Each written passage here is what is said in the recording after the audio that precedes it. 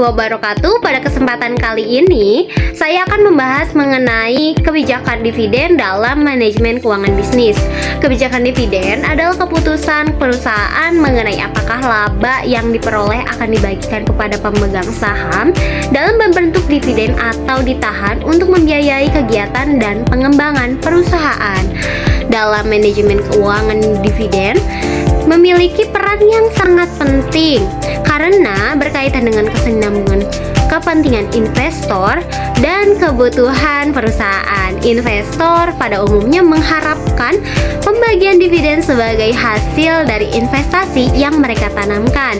Namun di sisi lain, perusahaan juga memerlukan dana untuk ekspansi, inovasi, dan pengembangan usaha.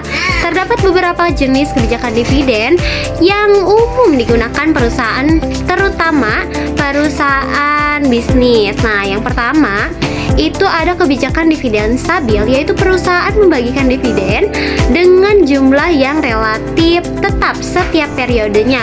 Kedua, ada kebijakan dividen residual, yaitu dividen membayarkan setelah kebutuhan perusahaan terpenuhi atau tercukupi.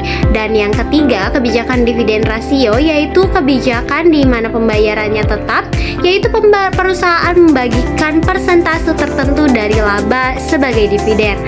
Dalam menentukan dividen, perusahaan harus mempertimbangkan berbagai hal seperti tingkat laba yang diperoleh, kondisi arus kas, peluang investasi, tingkat utang, kondisi ekonomi. Perusahaan yang sedang berkembang biasanya cenderung menanamkan sahamnya sebagian besarnya untuk pertumbuhan bisnis. Sebaliknya, perusahaan yang sudah mapan umumnya lebih mampu membagikan dividen kepada investor secara rutin.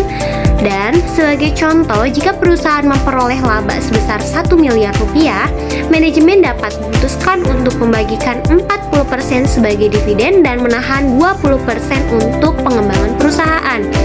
Nah, keputusan tersebut merupakan bagian dari kebijakan dividen yang bertujuan menjaga keseimbangan, keuntungan investor, dan pertumbuhan perusahaan. Kesimpulannya, kebijakan dividen merupakan salah satu keputusan dalam manajemen keuangan yang membantu perusahaan mengelola bisnisnya dengan baik, menjaga kepercayaan investor, dan mendukung keberhasilan bisnis dalam jangka panjang. Terima kasih atas perhatiannya. Wassalamualaikum warahmatullahi wabarakatuh.